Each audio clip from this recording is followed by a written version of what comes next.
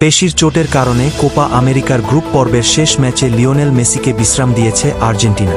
নিষেধাজ্ঞার কারণে ওইদিন আবার ডাগআউটে দেখা যাবে না লিওনেল স্কালোনিকে। মেসিহীন মাঠে আলবিসেলেস্তেদের নেতৃত্ব দেবেন আনহেল ডি মারিয়া।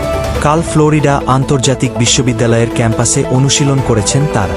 অনুশীলনে কোচের সঙ্গে দীর্ঘ সময় কথা বলতে দেখা গেছে আলেহান্দ্রো গারাঞ্চোক। ম্যানচেস্টার ইউনাইটেডের এই ফুটবলারকে তাই রবিবার সকালে শুরুর একাদশে দেখা যেতে পারে। চোটাক্রান্ত দুই ফুটবলার মেসি ও মার্কোস আকুনা দলের সঙ্গে না থাকলেও অনুশীলন করেছেন অন্যভাবে। কনমেবল থেকে এক ম্যাচ নিষেধাজ্ঞা থাকায় ম্যাচপূর্ব সংবাদ সম্মেলনে দলের প্রতিনিধি হয়ে আসতে পারেননি স্কালোনি। তবে তার সহকারী ওয়াল্টার স্যামুয়েল মুখোমুখি হয়েছিলেন গণমাধ্যমের। তিনি বলেছেন, আমাদের অধিনায়ক চোট পেয়েছেন, তাকে নিবিড়ভাবে পরিচর্যা করা হচ্ছে, প্রতিনিয়তই তার খোঁজ রাখা হচ্ছে।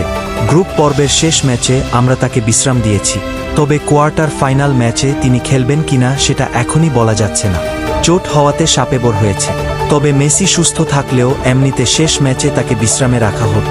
স্কালোনি বাজিয়ে দেখতেন গারাঞ্চোক।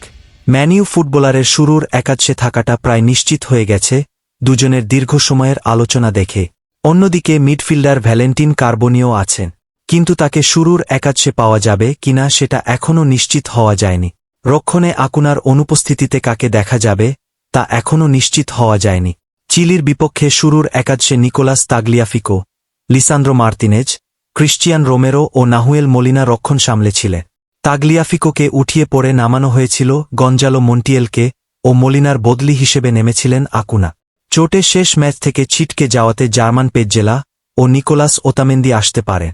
মিডফিল্ডে চিলির বিপক্ষে ম্যাচটিতে শুরু করেছিলেন Nicolas Gonzalez, Enzo Fernandez, Alexis MacAllister ও রদ্রিগো ডিপোল।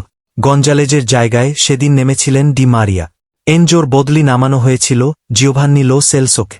তবে কাল সকালে মিডফিল্ডে এশকিয়েল পালাসিওসকে দেখা যেতে পারে।